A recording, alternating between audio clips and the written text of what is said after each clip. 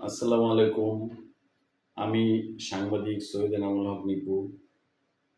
আপনাদের জানাই প্রীতি ও শুভেচ্ছা। আশা করি ভালো আছেন। আজকে আমি কথা বলবো শুধুমাত্র প্যালেস্টাইন এবং ইসরায়েলকে নিয়ে।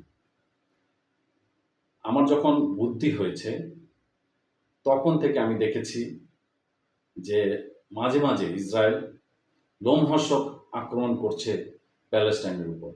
তো তখন তো আর ঘটনাগুলো বুঝিনি। পরবর্তীতে যখন এগুলো নিয়ে স্টাডি করেছি তখন জেনেছি যে তারা একটা ইহুদি রাষ্ট্র এবং তারা মুসলমানদের আক্রমণ করছে। পরবর্তীতে আরও জেনেছি যে এই অঞ্চলটা একসময় মুসলিম শাসনাধীন ছিল।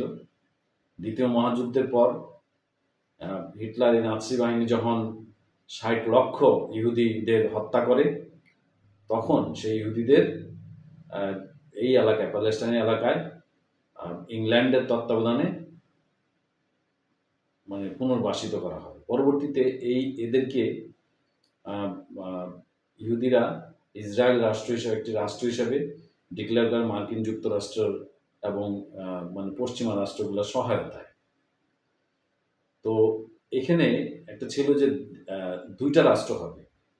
সেই রাষ্ট্র একটা হলো যে ইসরায়েল এবং আরেকটি হলো মুসলিম অধ্যুষিত, একটি হলো প্যালেস্টাইন। এটা ইসরায়েল মেনেও নিয়েছিল সেই সম্ভবত 1947-এর আগে সেটা। তো কিন্তু তাদের এই তারা ইংল্যান্ড যখন এই ঘোষণাটা দেয় 1948 সালে সম্ভবত ইসরায়েল তাদের রাষ্ট্র ঘোষণা করে, স্বাধীনতা ঘোষণা করে। এই স্বাধীনতা ঘোষণার পরে সমস্ত আরব রাষ্ট্র তারা এটা মেনে নেয় না যে তারা নিরাপত্তার অভাব বোধ করে এবং তারা যৌথভাবে ইসরায়েলের সাথে যুদ্ধ ঘোষণা করে এবং যুদ্ধে লিপ্ত হয়। এই যুদ্ধে লিপ্ত হওয়ার পর আসলে আমাদের কি ঘটেছিল আমাদের সেটা দেখতে হবে। আসুন আমরা দেখিনি যে এই সম্পর্কে আমরা আন্তর্জাতিক অঙ্গনে সর্বাধিক আলোচিত বিষয় হলো ফিলিস্তিন ইসরায়েল সংকট। জেরুজালেমে গেল 1 মাস ধরে চলতে থাকা তীব্র উত্তেজনার পর সম্প্রতি আরো তীব্র হয়ে উঠেছে ফিলিস্তিন ইসরায়েলের এই লড়াই, যা কিনা পূর্ণাঙ্গ যুদ্ধে রূপ নিতে পারে বলে এরই মধ্যে হুঁশিয়ারি দিয়েছে জাতিসংঘ। দুপক্ষের মধ্যে রয়েছে 100 বছরেরও পুরনো সংকট, যা পরিপূর্ণভাবে সমাধান না হলে হয়তো কখনোই থামবে না এই সংঘাত। কি এই সংঘাতের পেছনের ইতিহাস নিবিড় আমিন জানাচ্ছেন বিস্তারিত। মধ্যপ্রাচ্যের ফিলিস্তিন নামের এলাকাটি প্রথম বিশ্বযুদ্ধের আগে ছিল অটোমান সাম্রাজ্যের অধীন, কিন্তু প্রথম বিশ্বযুদ্ধে ওসমানিয়া সাম্রাজ্যের পরাজয়ের মাধ্যমে এর নিয়ন্ত্রণ নেয় ব্রিটেন। সেই সময় সেখানকার বাসিন্দাদের সংখ্যাগরিষ্ঠ ছিল আরব, আর সংখ্যালঘু ছিল ইহুদি সম্প্রদায়। উত্তেজনার শুরুটা হয় তখনই যখন ইহুদিদের জন্য ফিলিস্তিনে একটি রাষ্ট্র প্রতিষ্ঠা করার দায়িত্ব ব্রিটেনকে দেওয়া হয়। ইউরোপে ব্যাপক ইহুদি নিপীড়ন এবং দ্বিতীয় বিশ্বযুদ্ধে ভয়ঙ্কর ইহুদি নিধনযজ্ঞের পর এক নতুন মাতৃভূমি তৈরির স্বপ্ন দেখছিল সম্প্রদায়টি। তখনই শুরু হয় ইহুদি আরবদের সহিংসতা। আর কোনো ধরনের সমাধান করতে না পেরে 1948 সালে ফিলিস্তিন ছাড়তে বাধ্য হয় ব্রিটেন। আর তখনই ইসরায়েল রাষ্ট্র প্রতিষ্ঠার ঘোষণা দেয় ইহুদি নেতারা। ফিলিস্তিনিরা এর প্রতিবাদ জানালে শুরু হয় দুপক্ষের যুদ্ধ, আর বেশ কয়েক দফায় সংঘাতে শেষ পর্যন্ত 1967 সালে ফিলিস্তিনিদের পূর্ব জেরুজালেম এবং পশ্চিম দিক, সিরিয়ার গোলান মালভূমি, গাজা এবং মিশরের সিনাই অঞ্চল দখল করে নেয় ইসরায়েল। এখনো পশ্চিম দিক দখল করে আছে তারা। গেল 50 বছর ধরে নিজেদের দখলকৃত জায়গায় স্থাপন করা হচ্ছে ইহুদি বসতি। বর্তমানে ইহুদিদের দখলকৃত স্থানগুলোতে তাদের নানা পদক্ষেপ ও কঠোর বিধিনিষেধের কারণে চরম দুর্দশায় থাকার কথা জানিয়েছে স্থানীয় ফিলিস্তিনিরা। চলতি বছরের রমজানের শুরু থেকেই বাড়তে থাকে উত্তেজনা। শেষ পর্যন্ত পূর্ব জেরুজালেম থেকে কিছু ফিলিস্তিনি পরিবারকে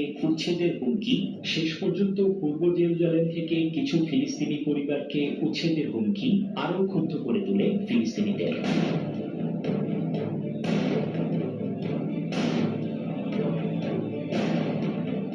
বর্তমানে ফিলিস্তিনি শরণার্থী, পশ্চিম তীরে ইহুদি বসতি, জেরুজালেম নগরী এবং ইসরায়েলের পাশাপাশি একটি স্বাধীন ফিলিস্তিনি রাষ্ট্র গঠন নিয়ে বেশ কিছু ইস্যুতেই একমত হতে পারছে না দুপক্ষ।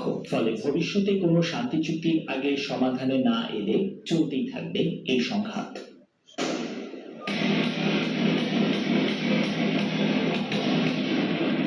নিবিড় আমিন, নিউজ 24। এ ব্যাপারে আমরা এখন বিবিসি বাংলার একটি প্রতিবেদন দেখব। আসেন আমরা দেখি যে তারা কি বলছে। গত শনিবার বিশ্বের অন্যতম ঘনবসতিপূর্ণ এবং দরিদ্র অঞ্চল গাজা থেকে ইসরায়েলি এলাকায় নজিরবিহীন আক্রমণ শুরু করে ফিলিস্তিনের সশস্ত্র গোষ্ঠী হামাস। কয়েক দশক ধরে ইসরায়েল এবং হামাসের মধ্যে উত্তেজনা ক্রমশ বাড়লেও এই উপত্যকায় সশস্ত্র সংঘাতে রয়েছে এক দীর্ঘ ইতিহাস।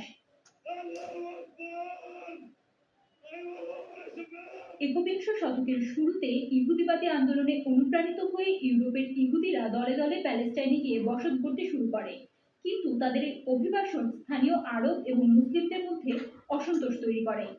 এদিকে প্রথম বিশ্বযুদ্ধের পর তুর্কি অটোমান সাম্রাজ্য কার্যত ভেঙে পড়লে পুরো মধ্যপ্রাচ্য ভাগবাটোয়ারা করে নেয় ব্রিটেন আর ফ্রান্স। প্যালেস্টাইনে তখন আরব জাতীয়তাবাদী এবং ইহুদিবাদীদের মধ্যে দ্বন্দ্ব সংঘাত শুরু হয়। ইহুদি এবং আরব মিলিশিয়া গোষ্ঠীগুলো পরস্পরের বিরুদ্ধে লড়াইয়ে জড়িয়ে পড়ে। এদিকে দ্বিতীয় বিশ্বযুদ্ধে লাখ লাখ ইহুদিকে হত্যা করার পর ইহুদিদের জন্য একটি স্বতন্ত্র রাষ্ট্র প্রতিষ্ঠার চাপ বাড়তে থাকে।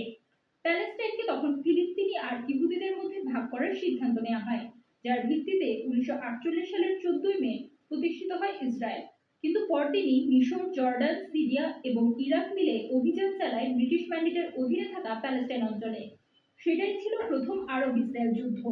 ইহুদিদের কাছে এটি স্বাধীনতার যুদ্ধ হিসেবে পরিচিত। জাতিসংঘ প্যালেস্টাইনে আরবদের জন্য একটি স্বতন্ত্র রাষ্ট্র প্রতিষ্ঠায় যে অঞ্চলটি বরাদ্দ করেছিল, এই যুদ্ধের পর তার অর্ধেকটাই চলে যায় ইসরায়েল বা ইহুদিদের দখলে। ফিলিস্তিনের জাতীয় বিপর্যয়ের শুরু সেখান থেকে। এটিকে তারা বলে নাকবা বা বিপর্যয়। প্রায় 7.5 লাখ ফিলিস্তিনি পালিয়ে প্রতিবেশী দেশগুলোতে আশ্রয় নেয়।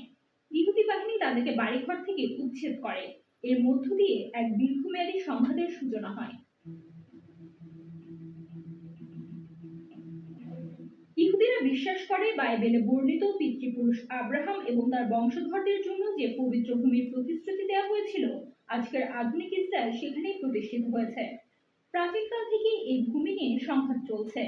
বিভিন্ন সময়ে যুদ্ধ ও বিদ্রোহের ফলে সেখানে ইহুদিদের সংখ্যা মারাত্মকভাবে হ্রাস পায়। অনেক ইহুদিকে ব্যাপক হারে হত্যা করা হয়, অনেকে নির্বাসিত হয়, অনেক ইহুদিকে দাস হিসেবে বিক্রি করে দেওয়া হয়। দ্বিতীয় বিশ্বযুদ্ধে লাখ লাখ ইহুদির মৃত্যু হলে একটি ইহুদি রাষ্ট্র প্রতিষ্ঠা এবং এর স্বীকৃতির জন্য আন্তর্জাতিক চাপ বাড়তে থাকে। 1947 সালের 29 নভেম্বর জাতিসংঘ সাধারণ পরিষদ প্যালেস্টাইন ভাগ করার এক পরিকল্পনা অনুমোদন করে। এই পরিকল্পনায় একটি আরব এবং একটি ইহুদি রাষ্ট্র প্রতিষ্ঠার কথা ছিল, আর জেরুজালেম নগরের জন্য একটি বিশেষ কৌশল গ্রহণের কথা বলা হয়। পরিকল্পনাটি মেনে নিয়েছিল ইসরায়েল, কিন্তু প্রত্যাখ্যান করেছিল আরবরা। এই পরিকল্পনাকে আরবরা দেখছিল তাদের ভূমি কেড়ে নেওয়ার ষড়যন্ত্র হিসেবে। কিন্তু প্যালেস্টাইনের উপর ব্রিটিশ ম্যান্ডেট শেষ হওয়ার মাত্র একদিন আগে ইহুদিরা ইসরায়েলের স্বাধীনতা ঘোষণা করে। পরের দিনই ইসরায়েল জাতিসংঘের সদস্য হওয়ার জন্য আবেদন জানায়, যা 1 বছর পর গৃহীত হয়। জাতিসংঘের 192টি দেশের মধ্যে 160টি দেশ ইসরায়েলকে স্বীকৃতি দিয়েছে।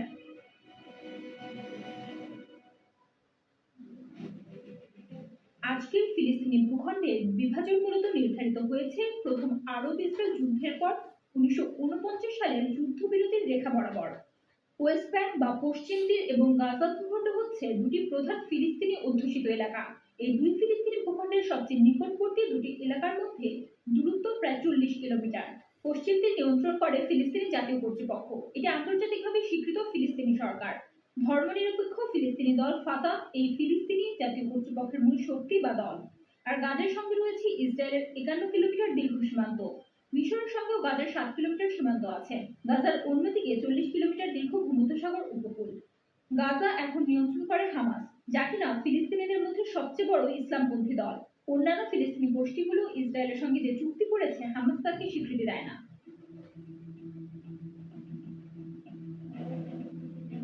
দীর্ঘ সময়ের দ্বন্দ্ব সংঘাত পার করে 1993 সালে পিএলও এবং ইসরায়েল একটি শান্তি চুক্তিতে সই করে। এটি অসলো শান্তি চুক্তি নামে পরিচিত। পিএলও সহিংসতা এবং সন্ত্রাসবাদের পথ পরিহার করে ইসরায়েলের অস্তিত্ব স্বীকার করে এবং শান্তির অঙ্গীকার করে। তবে হামাস কখনোই এই চুক্তি মানেনি। এই ইসরায়েল ফিলিস্তিনি শান্তি চুক্তির অধীনে গঠিত হয়েছিল প্যালেস্টাইনিয়ান ন্যাশনাল অথরিটি বা ফিলিস্তিনি জাতীয় কর্তৃপক্ষ। এটি আন্তর্জাতিকভাবে স্বীকৃত ফিলিস্তিনি সরকার। জেরুজালেম যদিও ইসরায়েল এবং ফিলিস্তিনিদের মধ্যে দ্বন্দ্বের অন্যতম উৎস, তারপরও এই অস্ত্র শান্তি চুক্তিতে জেরুজালেমের বিষয়টি অন্তর্ভুক্ত ছিল না। তবে 2015 সালের 30 সেপ্টেম্বর ফিলিস্তিনি প্রেসিডেন্ট মাহমুদ আব্বাস জাতিসংঘ সাধারণ পরিষদের 70তম অধিবেশনে ঘোষণা দেন তারা আর এই শান্তি চুক্তি মেনে চলতে বাধ্য নন, কারণ ইসরায়েল এই চুক্তি মেনে চলেনি।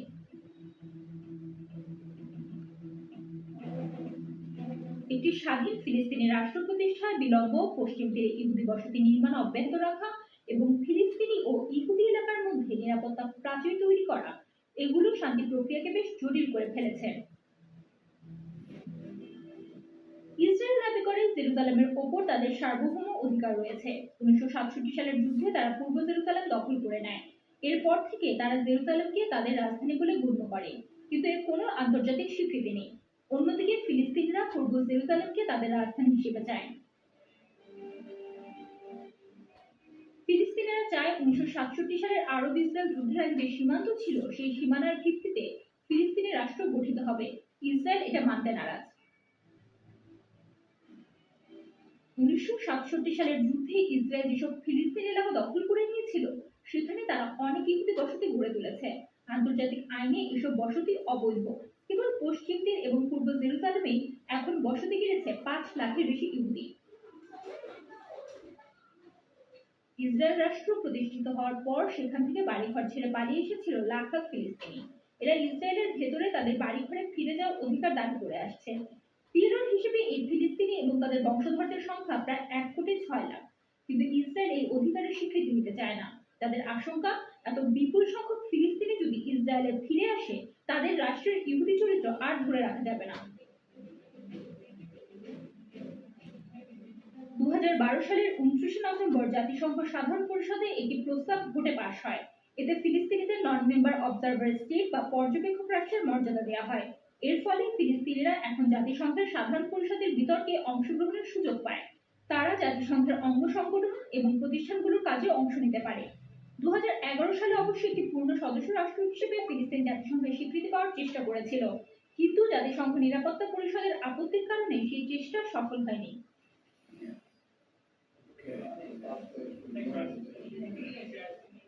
যুক্তরাষ্ট্রে ইসরায়েলের পক্ষে রয়েছে খুবই ক্ষমতাধর একটি লবি, যেখানে জনমত ইসরায়েলের পক্ষে।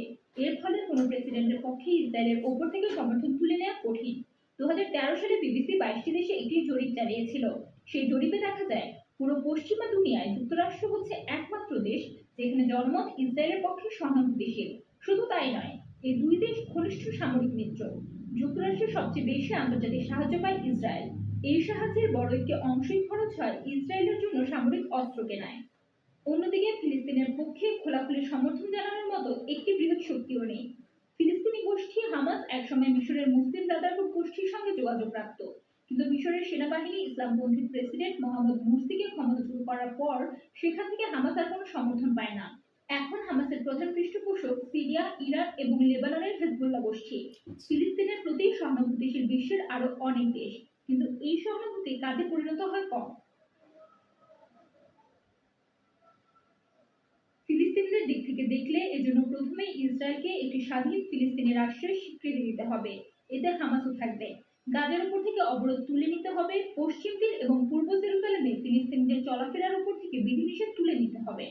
অন্যদিকে ইসরায়েলের দাবি হচ্ছে এজন্য আগে সব ফিলিস্তিনি গোষ্ঠীকে সহিংসতার পথ ত্যাগ করতে হবে এবং রাষ্ট্র হিসেবে ইসরায়েলকে স্বীকৃতি দিতে হবে। এরপর রয়েছে সীমানা এবং ভূমি নিয়ে বিরোধ, আছে ইহুদি বসতি এবং ফিলিস্তিনি শরণার্থীদের ইসরায়েলে ফিরে যাওয়ার অধিকারের প্রশ্ন। এসব প্রশ্ন দুই পক্ষের মধ্যে সমঝোতার দরকার হবে।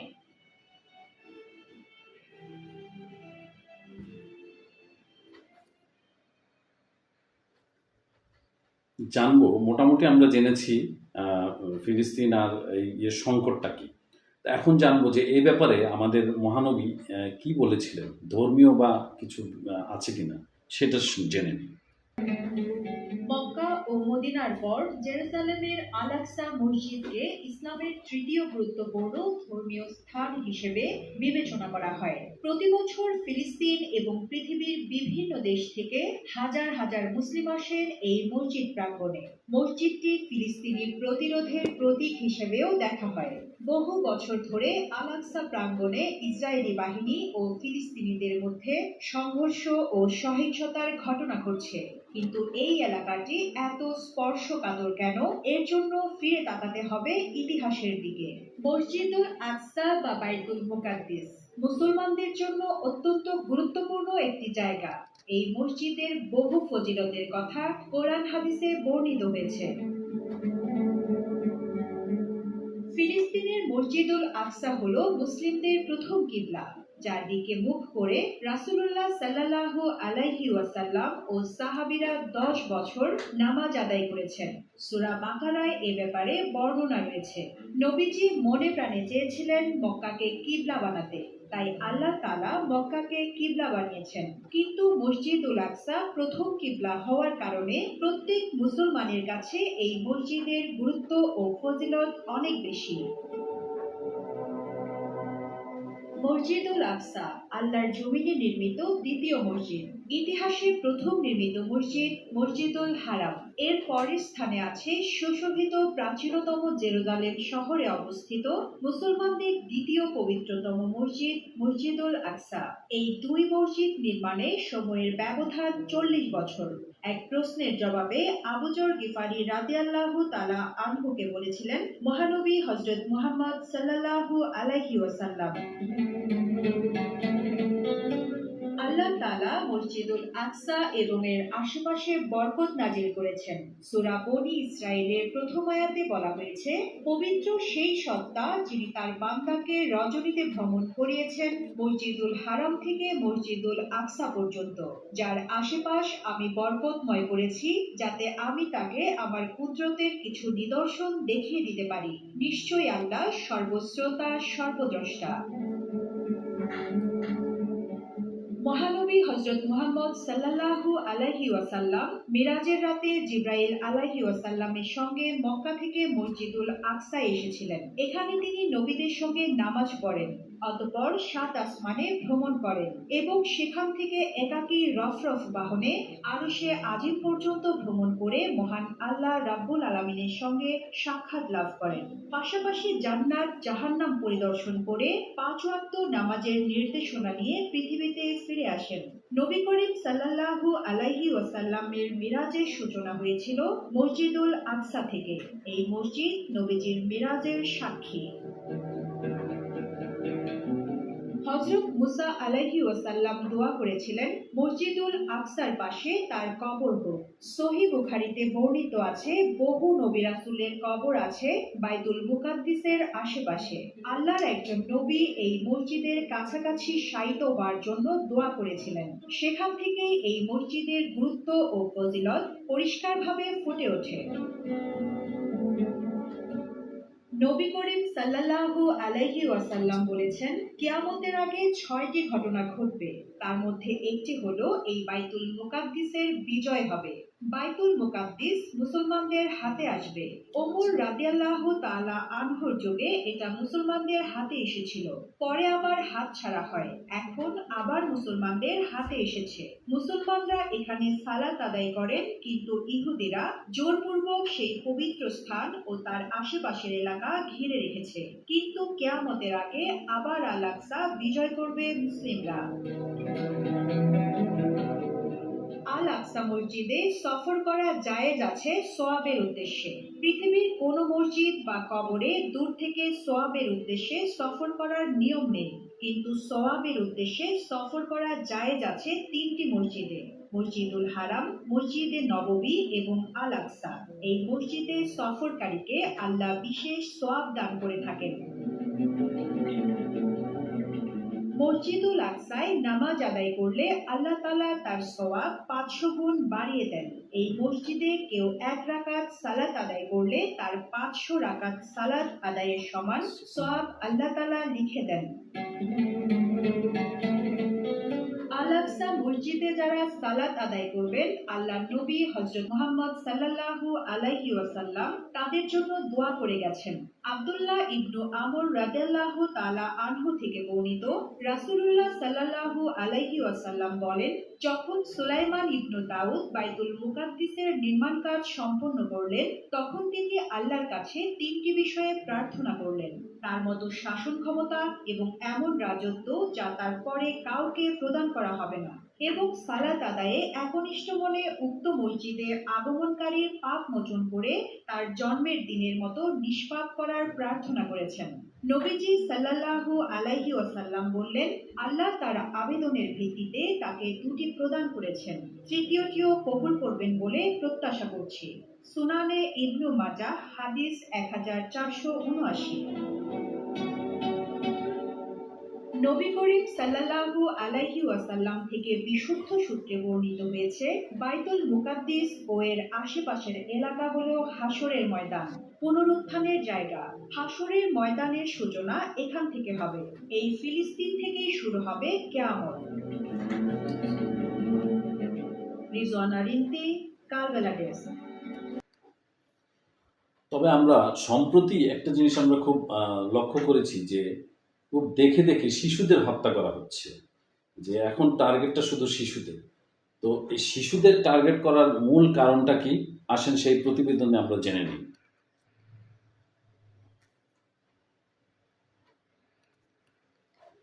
শিশুদের টার্গেট করার মূল যে কারণ সেটা হলো যে পরবর্তী প্রজন্মকে ধ্বংস করা। এর কারণ হলো, যদি তারা শিশুদের হত্যা করতে পারে তাহলে তাদের আর কোনো যোদ্ধা থাকবে না, তাদের কোনো প্রতিদ্বন্দ্বী থাকবে না। এই চিন্তা করে তারা শিশুদের উপরে একটা টার্গেট করেছে। অতি সম্প্রতি 20 দিনে তারা 500-র উপরে শিশুকে হত্যা করেছে, এবং এক পৈশাচিক কর্মকাণ্ড। কিন্তু আমরা দেখতে পেয়েছি যে মিডল ইস্টে, অর্থাৎ মধ্যপ্রাচ্যে যে রাষ্ট্রগুলো আছে বা মুসলিম যে বিশ্ব আছে, তারা একেবারে কেমন যেন নিশ্চুপ হয়ে আছেন। অথচ বিশ্বের অনেক স্থানে যারা অমুসলিম, সেই যে রাষ্ট্রগুলোতে তীব্র প্রতিবাদ আসছে, খোদ আমেরিকার প্রতিবাদ আসছে, এমনকি ইসরায়েলের সাধারণ মানুষও এটা নিয়ে প্রতিবাদ করছে। কিন্তু নিশ্চুপ আছেন, আশ্চর্যভাবে নিশ্চুপ আছেন মধ্যপ্রাচ্যের যে ইসলামী রাষ্ট্রগুলা। কেন নিশ্চুপ আছেন? এই ধরনের শিশুগুলাকে এইভাবে হত্যা করা হচ্ছে, এটা মানবতার একটা চরম বিপর্যয়। আমরা দেখব এ ব্যাপারে আরও একটা প্রতিবেদন, যে প্রতিবেদনটাকে আমি তাদের কণ্ঠে শোনাতে ইচ্ছে করছি। ইরান হামলা চালিয়ে যাচ্ছে ইসরায়েল। টানা প্রায় 18 মাস ধরে চালানো এই আগ্রাসনে এখন পর্যন্ত নিহত হয়েছেন 50,000-এরও বেশি ফিলিস্তিনি। এর মধ্যে গত 20 দিনে গাজায় প্রায় 500 শিশুকে হত্যা করেছে ইসরায়েল। সোমবার এক প্রতিবেদনে এই তথ্য জানিয়েছে বার্তা সংস্থা আনাদোলু। গাজার মিডিয়া অফিসে রোববার প্রকাশিত এক বিবৃতি অনুসারে গত 20 দিনে ইসরায়েলি বাহিনী গাজা উপত্যকায় 490 জন ফিলিস্তিনি শিশুকে হত্যা করেছে। বেসামরিক নাগরিকদের বিরুদ্ধে চলমান গণহত্যার অংশ হিসেবে শিশুদের উপর চালানো এই হত্যাকাণ্ডের নিন্দা জানিয়েছে মিডিয়া অফিস। এক বিবৃতিতে মিডিয়া অফিসটি শিশুদের বিরুদ্ধে হত্যাযজ্ঞকে আধুনিক সময়ের মানবতা বিরোধী সবচেয়ে ভয়াবহ অপরাধগুলোর মধ্যে একটি হিসেবে বর্ণনা করেছে। মিডিয়া অফিস বলেছে, গাজায় ইসরায়েলি বিমান হামলার প্রধান লক্ষ্যবস্তু ছিল শিশুরা। গত 20 দিনে ইসরায়েলে শিশুদের উপর এক মর্মান্তিক গণহত্যা চালিয়েছে। ধারাবাহিক বর্বর হামলায় 490 জন শিশু নিহত হয়েছে। এতে এই সময়ের মধ্যে মোট শহীদের সংখ্যা 1350 জনে দাঁড়িয়েছে। গত সপ্তাহে নেতানিয়াহু গাজায় আক্রমণ আরো বাড়ানোর ঘোষণা দেন। গাজী গ্যাস স্টোভ রান্নায় আনে। সালের অক্টোবর থেকে গাজায় নৃশংস ইসরায়েলি আক্রমণে প্রায় 50,700 ফিলিস্তিনি নিহত হয়েছেন, যাদের বেশিরভাগই নারী ও শিশু। এর আগে গত বছরের নভেম্বরে আন্তর্জাতিক অপরাধ আদালত গাজায় যুদ্ধাপরাধ হিসেবে মানবতা বিরোধী অপরাধের জন্য ইসরায়েলি প্রধানমন্ত্রী বেঞ্জামিন নেতানিয়াহু এবং তার সাবেক প্রতিরক্ষা মন্ত্রীর বিরুদ্ধে গ্রেফতারি পরোয়ানা জারি করে। অবরুদ্ধ গাজা উপত্যকায় ইসরায়েলি গণহত্যার প্রতিবাদে বিশ্বজুড়ে সাধারণ ধর্মঘটের ডাক দিয়েছে ফিলিস্তিনের ন্যাশনাল অ্যান্ড ইসলামিক ফোর্সেস নামের একটি গোষ্ঠী। সোমবার পুরো ফিলিস্তিনের পাশাপাশি বিশ্বজুড়ে এই ধর্মঘট পালনের আহ্বান জানিয়েছে গোষ্ঠীটি। রোববার এক বিবৃতিতে গোষ্ঠীটি বলেছে, ন্যাশনাল অ্যান্ড ইসলামিক ফোর্সেস বিশ্বজুড়ে ধর্মঘট সফল করতে সবার প্রতি আহ্বান জানায়। একই সঙ্গে প্রতিরোধের কণ্ঠস্বর জোরালো এবং ইসরায়েলি বাহিনীর সংঘটিত ভয়াবহ গণহত্যা ও অপরাধকে তুলে ধরার প্রয়োজনীয়তার উপর জোর দিয়েছে গোষ্ঠীটি। মেরিন আমিন, জিটিভি নিউজ। 1.5 বছরে যে লক্ষাধিক ফিলিস্তিনি হত্যা করেছে, বলা হচ্ছে যে এর মধ্যে 17,000-এর বেশি কেবলমাত্র শিশু। জাতিসংঘ বলছে দ্বিতীয় বিশ্বযুদ্ধের পর কোন সংঘাতে এত শিশু মৃত্যুর নির্মমতা আর কখনোই বিশ্ব দেখেনি। মাসুদ রাবির রিপোর্ট। ইলেকট্রা রেফ্রিজারেটর, খাবার তাজা তো জীবন তাজা। ইলেকট্রা, ফ্রিজের রাজা। এই মুহূর্তে বিশ্বে শিশুদের জন্য সবচেয়ে অনিরাপদ ও ভয়ঙ্কর স্থানটির নাম ফিলিস্তিনের গাজা। নির্বিচার নিধন যজ্ঞের মাঝেও আলাদাভাবে টার্গেট করে হত্যা করা হচ্ছে গাজার শিশুদের।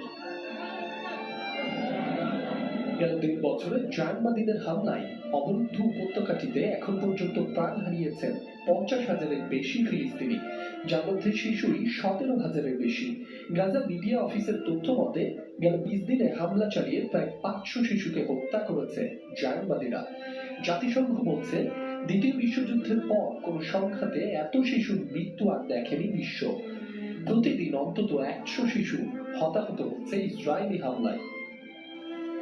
বিভিন্ন মানবাধিকার সংস্থার বরাতে জানা যায়, গাজায় গড়ে প্রতি 45 মিনিটে নিহত হচ্ছে একটি শিশু।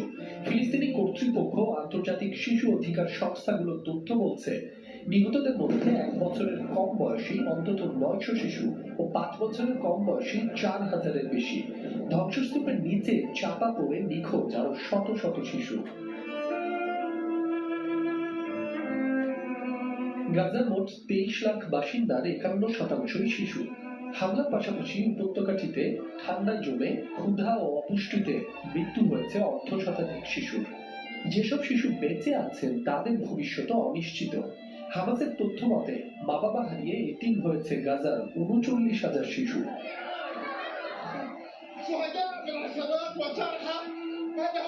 শিশুরা টার্গেটে পরিণত হওয়ার প্রধান কারণ হলো ফিলিস্তিনি প্রজন্ম ধ্বংস করা। নেতানিয়াহুর মন্ত্রিসভা চায় না দখলের পথে কিশোর, তরুণ, যুবা প্রতিরোধ গড়ে তুলুক, কিন্তু সফল হয়নি। প্রায় 80 বছরের অপচেষ্টা সত্ত্বেও ঠিকই ফিনিক্স পাখির মতো জেগে ওঠে ফিলিস্তিনি সন্তানরা। মাসুম রাব্বি, চ্যানেল 24।